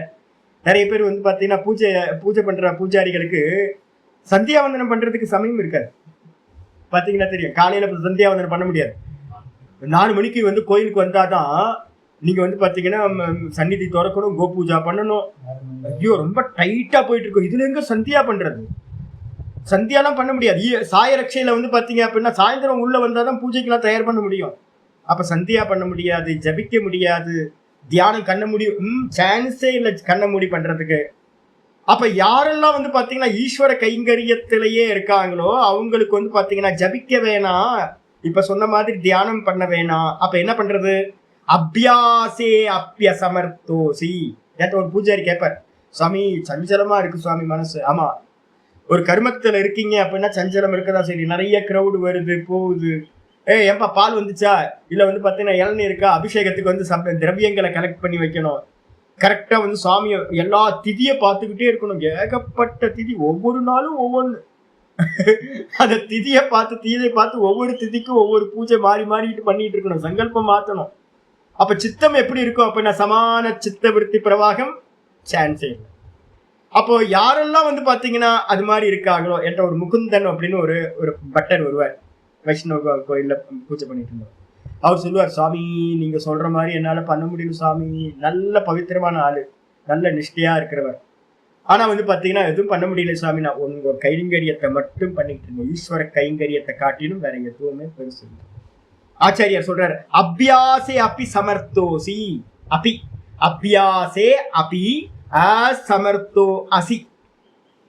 அபியாசம் செய்வதிலும் கூட, அபியாசம் என்னது? தொடர்ந்து ஒரே பிரத்யேக சித்தத்துல ஒரே தாட் நினைக்கிறது, சமாதிக்கு முந்தின ஸ்டேஜ். அப்ப அது பண்றதுக்கு கூட வந்து பாத்தீங்கன்னா அசமர்த்தோசி, நீ சாமர்த்தியம் இல்லாதவனாக இருப்பாயாகில், உனக்கு முடியல அப்படின்னா என்ன பண்ண அப்படின்னா மத்கர்ம பரமோ பவ. இது எங்கேயோ பார்த்த மாதிரி இருக்கா? 11வது கடைசி ஸ்லோகம் அதுதான். மத்கர்ம கிருத்து மத்பரமோ மத்பக்தக சங்கவரிஜிதக இருக்கா? இதுதான். என் பொருட்டு கருமங்களை செய்பவனாவாயாக, எனக்காக கருமங்களை பண்ணு அப்படின்ற. நாம் மயிலாடுதுறை பக்கத்துல வந்து பாத்தீங்கன்னா ஒரு ஊருக்கு போயிருக்கேன். அது ரொம்ப கிராமம். ஒரு சாயந்தரம் ஒரு பஸ் போகும், காலையில் ஒரு பஸ் வரும், இவ்வளவுதான். அந்த ஊர்ல வந்து பாத்தீங்க அப்படின்னா அக்ரஹாரத்துல இருக்கிறவங்க எல்லாம் அமெரிக்கா போயிட்டாங்க, யாரும் இல்லை. ஒரே ஒரு பூஜாரி மட்டும் வந்து பாத்தீங்கன்னா தன் மாமியும் மாமா 2 பேரும் மட்டும்தான் இருக்காங்க. அவர் வேலை என்னன்னா, பெரிய கோயில், ஒரு ஆள்லாம் பார்க்கவே முடியாது, சந்நிதி நிறைய, ஒரே பர்சன் வந்து பாத்தீங்கன்னா பார்த்துட்டு இருக்காரு. நான் போய் அங்க கொஞ்ச நாள் மௌனமா இருந்தேன். அப்போ வந்து பாத்தீங்கன்னா திருக்கலர்னு பேரு. இன்னைக்காவது போனீங்க அப்படின்னா மாயவரம் மயிலாடுதுறை பக்கத்துல வந்து பாத்தீங்கன்னா போனவங்க திருக்கலர் அப்படின்னு ஒரு பஸ் இருக்கும், கேட்டு போனீங்க அப்படின்னா அற்புதமான கோயில் கஷேத்திரம், அமைதியா இது இருக்காது. ஒரே ஒருத்தர் இருந்து பூஜை பண்ணிட்டு இருக்காரு, 30-40 வருஷமா பூஜை பண்ணிட்டு இருக்காரு. நான் அவர்கிட்ட போய் கேட்டேன், நீங்க போகலையா வெளியூருக்கு? போய் வெளியூர்ல போய் செட்டில் ஆக வேண்டியதுன்னு. யாருமே இல்லை, அக்ரஹாரத்தை போய் பூத்த பங்களா மாதிரி இருக்கு எல்லாம், ஒரே குடும்பம் இருக்கு. ஈவினிங் ஆச்சு அப்படின்னா பயம் வந்துடும், தனியா இருக்க முடியாது. அக்ரஹாரத்துல வேற எந்த வீட்லயும் எல்லாம் சிதிலமாயிருக்கு வீடெல்லாம். ஒரே ஒரு வீட்டுல முனுக்கு லைட் எடுத்துக்கிட்டு மாமாவும் மாமியும் மட்டும் இருக்காங்க. ஏங்க நீங்க போக வேண்டியதுதானே, வெளியூருக்கு போக வேண்டியதுதானே? சாமியை விட்டுட்டு எப்படி சாமி போறது? சாமியை விட்டுட்டு எப்படி போறது? அப்ப என்ன ஆயிப்போச்சு அப்படின்னு கேட்டீங்கன்னா, அவருக்கும் சுவாமிக்கும் இருக்கிற பாண்டேஜ் எப்படி ஆயிப்போச்சுன்னா பிரிக்க முடியாம ஆயிப்போச்சு. அவர் சொல்றாரு என்கிட்ட வந்து பாத்தீங்கன்னா வயசாகணும், ஒரு 70 வயசுக்கு மேல இருக்கும், ரொம்ப அற்புதமான ஆள். அவர் சொல்றாரு என்னன்னு கேட்டீங்கன்னா, விட்டு போக முடியல சாமி, ஒரு நாள் போனா கூட வந்து பாத்தீங்கன்னா சாமிக்கு வந்து பாத்தீங்க அப்படின்னா அபிஷேகம் யாரு பண்ணுவா, தண்ணி யாரு ஊத்துவா, அவர் அப்படியே சொல்லுவாரு. தண்ணி யாரு, சுவாமிக்கு தண்ணி யாரு ஊத்துவா, சுவாமிக்கு வந்து மகா நைவேத்தியம் பசியால வாடி போயிடுவாரு, சுவாமிக்கு பசிக்கு வந்து பாத்தீங்கன்னா நெய்வேத்தியம் யாரு பண்ணுவா, சுத்த அன்னம் தான், வேற எதுவும் இல்லை. மாமி வந்து பாத்தீங்கன்னா ஒரு சுத்த அன்னத்தை ஒரு சின்ன இதுல வந்து பாத்தீங்கன்னா பண்ணி கொடுப்பாங்க, அதை கொண்டு போய் சுவாமிக்கு அரைச்ச இது பண்றது, ஆஃபர் பண்றது. அப்ப அது கூட நின்று போயிருமே சுவாமி, யாரும் வரமாட்டாங்க, பக்தர்கள் யாரும் இல்லை, ஒரு ஈக்காக்கா கூட கோயிலுக்குள்ளார வரவே வராது, இவர் மட்டும்தான். அப்ப சுவாமியை விட்டு பிரியாம வந்து பாத்தீங்கன்னா பூஜை பண்ணிக்கிட்டு பேசாம இருந்துட்டு இருக்காரு. எவ்வளவு வருமானம் சுவாமி, நான் கவர்மெண்ட் கொடுக்குறது வந்து பாத்தீங்கன்னா 140 ரூபாய் 160 ரூபாய் மாசம். அதை வந்து பாத்தீங்கன்னா எவ்வளவு நாள் ஆச்சுன்னா 15 வருஷம் ஆச்சு சாமி சம்பளம் வந்து அப்படின்ற. அந்த சம்பளத்தையும் 15 வருஷம் சம்பளம் இல்லாம, சம்பளமே 140 150 ரூபாய் போட்டிருக்கான் கவர்மெண்ட், அதையும் 10-15 வருஷமா கொடுக்காம இருக்காரு. இவர் வந்து பாத்தீங்கன்னா பூஜையை முடிச்சுட்டு வெளியில எங்கேயாவது கொஞ்சம் பக்கத்துல இருக்க கிராமங்களுக்கு வந்து பாத்தீங்கன்னா வாத்தியார் வேலை பார்த்துக்கிட்டு இவர் வந்து பாத்தீங்கன்னா பிரியாம இருக்காரு. இதாங்க இதுக்கு பேர் என்ன பேரு அப்படின்னா மத்கர்ம கிருத்து அப்படின்னு பேர். நிறைய பூஜாரிகள் பூஜை பண்றாங்க, ஆனா வந்து பாத்தீங்க அப்படின்னா ஈஸ்வரனை வந்து பாத்தீங்கன்னா 2வது லட்சணம் என்ன இருக்கு, மத்கர்ம கிருத்து, மத்பரமும் இருக்கு. நிறைய பூஜாரிகள் கைங்கரியம் பண்றாங்க, ஆனா வந்து பாத்தீங்கன்னா மத்பரமும் அங்க விடுபட்டு இருக்கு. அவங்க என்ன பண்றாங்க, லட்சியம் வந்து பாத்தீங்கன்னா சுவாமி அடையணும்ன்ற லட்சியம்லாம் இல்லாம ஒரு தொழிலா வச்சுக்கிட்டாங்க அப்படின்னா அது என்ன ஆயிடும், பணம் தனம் அந்த விஷயத்திலேயே போயிடும். ஃபேமிலிக்காக நிறைய பண்ணிட்டு இருப்பாங்க. நிறைய பூஜாரிகள், நல்ல பூஜாரிகளும் இருக்காங்க, இது மாதிரி காமியமா இருக்கிற பூஜாரிகளும் இருக்காங்க. நல்ல பூஜாரியா இருக்கிறவங்க என்ன பண்ணுவாங்க, ஸ்ட்ரெயிட்டா ராயலா வந்து பாத்தீங்கன்னா பகவான் அடைச்சிருவாங்க. அவரை பாத்தீங்கன்னா அது மாதிரி பூஜை பண்றவங்க பாத்தீங்கன்னா அவ்வளோ சாந்தமா யோகம் பண்ற மாதிரியே இருக்கும். யாரு நிஷ்காமியமா ஈஸ்வரன் மேல அன்போட பூஜை பண்ணிக்கிட்டு மத்கர்ம கிருத்தா இருக்காங்களோ, என் பொருட்டு கருமங்களை செஞ்சுக்கிட்டு இருக்காங்களோ, அவங்க வந்து பாத்தீங்கன்னா ஆச்சாரியர் சொல்றாரு, என் பொருட்டு கருமங்களை செய்பவனாக பவ ஆவாயாக. அப்ப கீழே இறங்கியாச்சு, சமாதி பண்ணு, சமாதி முடியலன்னா அபியாச யோகம் பண்ணு, அபியாச யோகம் முடியல அப்படின்னா எனக்கான கருமத்திலேயே நில்லு. அப்படி பண்ணும்போது என்ன ஆகும், மதர்த்தமபி கருமானி குருவன்னு, என் பொருட்டு எனக்காக கருமங்களை செய்பவனும் கூட சித்திம் அவாப்புனசி, சித்திம் அவாப்சியசி. அப்படிப்பட்ட நீ என்ன பண்ணுவ, என் பொருட்டு கர்மங்களை செய்யவனா இருந்துகிட்டு என்னையே நீ அடைவாய். அப்ப என்ன ஆகும் அப்படின்னா மெதுவா மெதுவா மெதுவா ஒரு காலத்துல புண்ணியம் வந்துடும், நல்லா கண்ணை மூடி உட்கார்ற ஒரு சாமர்த்தியம் வந்து பாத்தீங்கன்னா உள்ள வர ஆரம்பிச்சு. பாடி பாடி பாடி பூஜை பண்ணி பூஜை பண்ணி பூஜை பண்ணி மெதுவா மெதுவா அடங்கி ஆனா என்ன கண்டிஷன் இருக்கணும், நிஷ்காமம் இருக்கும். அந்த ஈஸ்வரனையே லட்சியமா வச்சுக்கிட்டு கண்ணமுடி உட்கார முடியல, ஆனா ஈஸ்வரனோட இருந்துகிட்டு அவனோட கர்மத்திலேயே பண்ணிக்கிட்டு இருக்கணும். கோயிலை கூட்டி கூட்டி எடுத்தா போதுங்க, ஒரு அந்த நந்தவனத்துல இருந்து பூக்களை பறிச்சு பறிச்சு பறிச்சு பறிச்சு சுவாமிக்கு மாலையா பண்ணி போட்டுக்கிட்டு இருந்தா போதும். இந்த கோவிலூர் மடத்துல எல்லாம் சம்பிரதாயத்துல என்ன பண்ணுவாங்க அப்படின்னு கேட்டீங்கன்னா, முதல்ல சாதுக்களுக்கு வந்து பாத்தீங்கன்னா இதுதான் கொடுப்பாங்க, பூ கட்ட சொல்லி கொடுக்கறது. சுவாமிக்கு பூ கட்டுறதையே வேலையா வச்சுக்கிறது. பூ வந்து பாத்தீங்கன்னா கூட கூடையா பூ எடுப்பாங்க. சாதுக்கள் காலையில வந்து பாத்தீங்கன்னா ஜபத்தை முடிச்சுட்டு முதல்ல பூக்கூடைய எடுத்துட்டு போயிடுவாங்க. பூவை பறிச்சு பறிச்சு ஸ்தோத்திரங்களை இதையும் திருவாச்சகத்தையும் தேவாரத்தையும் சொல்லிக்கிட்டே வந்து பாத்தீங்கன்னா நாமத்தை சொல்லிக்கிட்டே பூவை வந்து எடுத்துட்டு வந்து உட்கார்ந்து 10 சாதுக்கள் உட்கார்ந்து பூ விதவிதமா பூ கட்டுவாங்க. கட்டி சுவாமிக்கு வந்து பாத்தீங்கன்னா மாலை போட்டுட்டு சுவாமியோட கோயிலை வந்து சுத்தப்படுத்தி வச்சுக்கிட்டு எல்லாத்தையும் சுவாமிக்கான லைஃப் ஸ்டைல் வந்து வேற எந்த விவகாரமும் இல்லை, சுவாமிக்காகவே அர்ப்பணம் பண்ணப்பட்டு யாரு கர்மத்தை பண்றாங்களோ அவங்களும் எந்த ஒரு காமம் இல்லாம பண்ணிட்டு இருக்கும்போது சுவாமி அனுகிரகம் பண்றார். என்ன பண்றார், சாலோக்கிய பதவிய கொடுக்கிறார். ஒண்ணு முதல் ஸ்டெப் சமாதி பண்ணும்போது சாயுஜ்யம், அந்த சாயுஜ்யத்தை அடையறதுக்கான முயற்சி பண்ணும்போது அபியாசம், அபியாசத்தை பண்ணும் போதே நீங்க உயிர் போயிடுச்சு இன்னும் சமாதி அடையல அப்படின்னா வந்து பாத்தீங்கன்னா சாரூப்பியம் சாமீப்பியம் கிடைச்சிடும். அதுக்கு அடுத்தது வந்து பாத்தீங்கன்னா இந்த இப்ப சொல்ற மாதிரி மதர்த்தம் அப்படி கருமானி, யாரு வந்து பாத்தீங்கன்னா அவனுக்கான கருமங்களை பண்ணிக்கிட்டு இருக்கோமோ அவங்களுக்கு வந்து சாலோக்கியம் பிக்ஸ்ட் ஆயாச்சு. இவ்வாறு சொல்லப்பட்டு பாஷ்யத்துக்கு வந்து ஆச்சாரியர் ஒரு பாஷ்யத்துல எழுதல, அபியாசே அபி அசமர்த்தா அசி, அபியாசம் பண்றதுலயும் நீ சாமர்த்தியம் இல்லாதவனாக இருப்பாயெனில் என்னன்னா அசக்தக அசி, அசக்தனா சக்தி இல்லாதவனா. நிறைய பேர் கண்ண மூடி உட்கார முடியாது, உபாசனை பத்தி நிறைய பூஜாரிகளுக்கு தெரியவே இல்லை. கோயில்ல பூஜை பண்றவங்களுக்கு, பட்டர்களுக்கோ இவங்களுக்கோ சந்தியா வந்தனமே நிறைய பேருக்கு சரியா ஒழுங்கா தெரியாது. அதிரடியா அடிச்சு விட்டுருவாங்க. ஆனா குறை இருக்குமான்னு கேட்டீங்கன்னா எந்த குறையும் இல்லை சாமி. ஏன் அப்படின்னா அவங்களுக்கு வேற வேலை பகவான் கொடுத்துருக்காரு. யோசிச்சு பார்த்தீங்க அப்படின்னா போர் அடிச்சுங்க. ஒரே காரியத்தை வந்து பார்த்தீங்கன்னா ஆள் இல்லாத கோயிலில் இன்னும் பார்த்தீங்கன்னா நிறைய கோயில் ஆள் இல்லாமல் தனியாக இருந்துட்டு பண்ணிட்டு இருப்பாங்க. தனியாக இருந்துட்டு பண்ணிட்டு இருக்கும்போது எவ்வளோ கஷ்டம் இல்லை அவங்களுக்கு, எவ்வளோ கஷ்டம், ரொம்ப கஷ்டம். அப்போ வந்து பார்த்தீங்க அப்படின்னா கஷ்டமா இருந்தாலும் வந்து சுவாமியை பிரியாமல் இருந்துட்டு கைங்கரியம் பண்ணிக்கிட்டு இருக்கிறதெல்லாம் பெரிய விஷயம். ஆனால் உட்கார முடியல சார். எனக்கு வந்து பார்த்தீங்கன்னா உட்கார்ந்து தியானம் பண்ண முடியல, நாமஜபம் சொல்ல முடியல, சுவாமிய மனசுல ஒன்றி போய் அவனோட தத்துவத்துல சமாதி பண்ண முடியல. ஒன்றும் பிரச்சனை இல்லை, அதுல சக்தி சாமர்த்தியம் இல்லைன்னாலும் கூட தருகி. அப்ப என்ன பண்ணணும்? அவ்வாறாகில் என்ன பண்ணணும்? மத்கர்ம பரமோபவ வச்சுக்கோ. என்ன அப்படின்னு கேட்டீங்கன்னா பகவானுக்கான கருமத்தை பண்றதுதான் என்னுடைய சாதனை அப்படின்னு கான்சென்ட்ரேஷனோட சுவாமியோட கோயிலை கூட்டும் போது வந்து பார்த்தீங்கன்னா மெதுவா கூட்டி எடுக்கிறது, நல்லா பொறுமையா யோக மாதிரி பண்றது கருமம். ஆனா என்ன பண்ணணும்? கான்சென்ட்ரேஷனோட கவனமா எந்த ஒரு டிஸ்ட்ராக்ஷனும் இல்லாம சாமியோட கர்மம் தான் பிரதானம் அப்படின்னு ஒரு கூட்டுற வேலையா இருக்கட்டும், இல்ல பூ கட்டுற வேலையா இருக்கட்டும், ஒரு அபிஷேக ஆராதனையா இருக்கட்டும், இது மாதிரி கர்மத்தை வந்து ஒரு யோகி மாதிரி இருந்துகிட்டு பகவானோட கர்மங்களை செய்கிறவனா பவ ஆவாயாக. அது மட்டும் இல்ல மதர்த்தம் கர்ம, எனக்காக கர்மம் பண்றவன். மதர்த்தம் கர்மனா எனக்காக, வேற எந்த எஜமானனுக்காக இல்ல. பணம் வருது, இந்த இந்த இந்த பக்தர் வந்திருக்கார், ஊர்ல இருக்கிற ஒரு பெரிய தனவந்தர் வந்திருக்கார், ஒரு எம்எல்ஏ வந்திருக்கார், ஒரு எம்பி வரார், ஒரு நடிகைகள் வராங்க, நடிகர்கள் வராங்க அப்படின்னு இந்த உலகத்துல யாரையும் பார்க்காம. ஆமா, திருப்பதி பாலாஜி ரொம்ப பொல்யூஷன் ஆயிட்டேன். என்ன கோவம் வருது தெரியுங்களா? நேற்று ஒரு 2-3 நடிகைகளை பார்த்தேன், ராயலை கொண்டு போய் தரிசனம் பண்ணி வைக்கிறாங்க. எனக்குலாம் கோபம் வந்துச்சு. பெரியவங்க நிறைய பேர் பக்த மகான்கள்லாம் வந்து பார்த்தீங்கன்னா சுவாமியை பார்க்க முடியாம இந்த கியூல வந்து அடிச்சு பிடிச்சி நின்றுக்கிட்டு பாவமா வயசானவங்கெல்லாம் கைங்கரியம் பண்ணவங்கலாம் நிற்கிறாங்க. இந்த நடிகைங்களை கூப்பிட்டு போயிட்டு வந்து பார்த்தீங்க அப்படின்னா மால் தான், பெருமாள்லாம் இல்லை, பெருவை விட்டாச்சு, பெருமாள், நிறைய மால் கிடைக்கும். அப்போ வந்து பார்த்தீங்க அப்படின்னா போட்டோ எடுக்கிறது. ஆமா, மால் கூட இல்லையா? ஆமா சொல்றேன், போட்டோ எடுத்துக்கணும். நடிகர் நடிகைகள் வரும்போது பூஜாரிகள்லாம் இப்ப அதான் பண்றாங்க.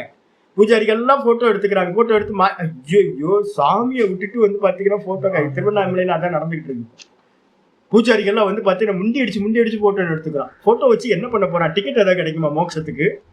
சாலோக்கிய பதவிக்கு, சாரோக்கிய சாயுஜ்யத்துக்கு வந்து பிரம்மலோகத்துல ஒரு டிக்கெட் கொடுக்குறான் அப்படின்னு நடிகைகளோட வந்து பாத்தீங்கன்னா போட்டோ எடுத்தா ஏதாவது கிடைக்குமா? ஒண்ணும் கிடைக்காது. அப்ப என்ன ஆச்சு? மத்கர்ம கிருத்துல வந்து பாத்தீங்கன்னா என்ன ஆயிடுச்சு? பொசிஷன் வந்துருச்சு. அப்ப வந்து எந்த விஷயம் யார் வந்தாலும் சரி என்ன பண்ணணும் அப்படின்னு கேட்டீங்கன்னா சுவாமிக்காக மட்டுமே பூஜை பண்றவனா, சுவாமிக்காகவே. மதர்த்தம் தத்பரமோ மத்கரும பிரதான இத்தியர்த்தக, என்னுடைய கருமத்தையே பண்றதுல பிரதானமா இருந்துகிட்டு இருப்பாயாக. அபியாசேன வினா, ஐயோ இவன் அபியாசம் பண்ணலையே. நிறைய மகான்கள் இருந்திருக்காங்க கைங்கரியத்தை பண்ணிட்டு. நாயன்மார்கள்ல பாத்தீங்கன்னா ஏகப்பட்ட பேர். குங்கிலிய நாயனார் என்ன பண்ணுவாரு?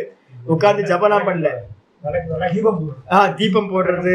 அதுக்கப்புறம் ஒருத்தர் குங்கிலியத்தை வந்து பாத்தீங்கன்னா சாம்பிராணியை போட்டுட்டே வருது. இங்க ஒருத்தர் இருக்காரு, வருவாரு, அப்பப்ப பாப்பேன் திருவண்ணாமலையில, சாம்பிராணி போட்டுக்கிட்டே ஊர் சுத்தி வருவார். கண்ண முடி உட்கார முடியுமா அப்படின்னா உட்கார முடியாது. விளக்கு போடுறதையே வேலையா வச்சிருக்கிறது. ஒவ்வொருத்தரும் வந்து பாத்தீங்கன்னா நாயன்மார்களோட கதைகள்லாம் படிச்சீங்க அப்படின்னா தியானம் பண்ணவங்க ரொம்ப கம்மியா இருப்பாங்க. அடியார் சேவையிலேயே ஜீவனம் ஃபுல்லா இருந்திருப்பாங்க. சாம்பிராணி போடுறது காசு இல்லைன்னு தலையவே கொடுத்துட்டாங்க. அதனாலதான் சிவனே சாம்பிராணி போடுறதுக்கு காசு இல்லைன்னு தலையவே கொடுத்துக்கிட்டான். யோசிச்சு பாருங்க ஒவ்வொருத்தரோட. மத்கரும பரமோபவ. அப்ப அப்படி இருக்கிறவங்க அபியாசேன வினா, அபியாசம் இல்லை, கண்ண முடி உட்கார்ந்து சித்த பிரவாகம் ஒரே மாதிரி இல்லை. இருந்தாலும் கூட இங்க ஒருத்தர் சாமி இருக்காரு, இப்ப கூட போயிருக்காரு, ஊர் சுத்த போயிருக்காரு. எல்லா சிவக்ஷேத்திரங்கள்லயும் வந்து பாத்தீங்கன்னா மகாவில்வத்தை வைக்கிற சுவாமி அப்படின்னு. நான் இப்போ வந்து பாத்தீங்கன்னா ஒரு 5 செடிக்கு அப்பப்ப மொத்தமா கொடுக்கூடாதுன்னு 5 செடிக்கு அப்புறம் கை காசு வந்து செலவுக்கும் வந்து பாத்தீங்கன்னா கொடுத்து அனுப்பிச்சிருக்கேன். 5 செடியை எடுத்துக்கிட்டு என்ன மாதிரி ஒரு 100-200 செடி எடுத்துக்கிறது. ஒவ்வொரு க்ஷேத்திரத்துக்கா போய் நார்த் இந்தியாலாம் போறேன், அங்கெல்லாம் மகாவில்வம் இல்லை, நிறைய இடத்துல இருக்காது. கோயிலா போய் வந்து பாத்தீங்கன்னா மகாவில்வத்தை வந்து குழி தோண்டி எல்லா இடத்துலயும் வைக்கிறது. இதான் வேலை. வேற ஏதாவது வேலை இருக்கா அப்படின்னு கேட்டீங்கன்னா நான் அவட்ட பார்த்தேன், உட்கார்ந்து ஜெபம் பண்ணுங்கன்னா முடியாது, அந்த கேஸ் எல்லாம் ஜெபம் பண்ற கேஸ் இல்லை. ஆனா வந்து பாத்தீங்கன்னா பவித்திரமானது வில்வத்தை மட்டும் வச்சுக்கிறது இதான் வேலை, வேற எந்த வேலையும் இல்லை. இன்னொருத்தர் இருக்காரு, இப்போ இருக்காரு, எந்த வேலை இருந்தாலும் வந்து பாத்தீங்கன்னா முன்னாடி வந்து கைங்கரியத்துக்கு வந்து நின்னாரு. உட்கார்ந்து ஜெபம்லாம் பண்ண முடியுமா? அதெல்லாம் பண்ண முடியாது. ஆனா வந்து பாத்தீங்கன்னா ஈஸ்வர கைங்கரியமா இருக்கிறத பண்றது. இன்னொருத்தர் இருக்கார், பெரிய கோயில்ல வந்து பாத்தீங்க அப்படின்னா கத்தியே கோயிலே கத்தின்னு இருக்கிறவர். அவர் வந்து பாத்தீங்கன்னா அங்க இருக்கிற எல்லாத்தையும் ஒழுங்கு பண்றது, பரிச்சார கர்மம் எல்லாம் பண்றது ஒரு சாதுதான். அப்போ நிறைய பேர் வந்து பாத்தீங்கன்னா வேற எந்த பர்பஸும் இல்லை, சுவாமிக்கு கைங்கரியம் பண்றது மட்டும்தான் வேலை. அப்படி இருக்கிறவங்களும் கூட அபியாசேனவினா, அபியாசம் இல்லாமல் மதர்த்தம் அபி கர்மாணி குருவன், எனக்கான கருமத்தை மட்டும் கேவலம் குருவன், வெறும் எனக்காக கருமத்தை மட்டும் பண்றவனும் கூட சித்திம்னா என்ன அர்த்தம் அப்படின்னு கேட்டீங்கன்னா கிரமமான அர்த்தம், வரிசைப்படி. அந்த கர்மம் என்ன பண்ணும்? சத்துவ சுத்தி. முதல்ல என்ன கொடுக்கும் அப்படின்னா அந்த சத்துவ சுத்தியை கொடுக்கும். சத்துவ சுத்தி நான் என்ன சொல்லியிருக்கேன்? ரஜோகுணமும் தமோகுணமும். இந்த கர்மா பண்ற இடம்லாம் எங்கெல்லாம் கர்மா நடக்குதோ அங்கெல்லாம் என்ன எடுக்கணும்? ரஜோகுணம், சஞ்சலம் இருக்கும். ஆனா என்ன கர்மா பண்றாங்க? லௌகிக கர்மா பண்ணல, இந்த பகவானுக்கான கர்மத்தை பண்றாங்க. ரஜோகுணம் தான், ஆனா பகவானுக்கான கர்மத்தையே பண்றாங்க. அப்படி பண்ண பண்ண பண்ண இந்த ரஜோகுணம் என்னாகும்? அனுகிரகத்தினால முதல்ல நியூட்ரலைஸ் ஆகும். ரஜோகுணம் கம்மியாகும் போது சத்துவகுணம் வந்து பாத்தீங்கன்னா மேல வருது, சத்துவ சுத்தி நடக்குது. அந்த கரண சுத்தி வந்தோன்னே யாராவது பனிஷ்மெண்ட் என்ன பண்ணுவாங்கன்னு தெரியுங்களா? அப்போ நீ வேலை சரியில்லை அப்படின்னு என்ன பண்ணி விடுவாங்க? தூக்கி போட்டுருவான். எந்த இடத்துலலாம் நீங்க ஒழுங்கா பண்ணிக்கிட்டு இருக்கீங்களோ பகவான் வந்து வைராக்கியத்துக்காக என்ன பண்ணுவார்? ஒரு நான் சொல்லியிருக்கேன்ல மரக்கருணை, நிக்கிரக சக்தி. முதல்ல வந்து பாத்தீங்கன்னா உங்க பேரை கெடுத்துருவார், நல்லா பண்ணிட்டு இருக்கவனுக்கு பேரை கெடுப்பார். இல்ல அப்படின்னா வந்து பாத்தீங்கன்னா டீப்ரமோட் பண்ணுவார்.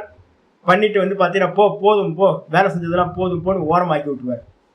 இவர் வந்து ஐயோ எனக்கு இப்படி ஆயிப்போச்சு, நான் சுவாமிக்கு இவ்வளவு கருணை, நான் இவ்வளவு காரியம் பண்ணியிருக்கேனே சுவாமிக்கு அப்படின்னு ஒரு ஆதங்கத்தோட இருந்து மெதுவா என்ன ஆகும்? ஆதங்கம் அடங்கிரும், மனசு அடங்கி சுவாமி அப்படின்னு உட்கார்ந்து யோகத்துக்கு வந்துருவாங்க.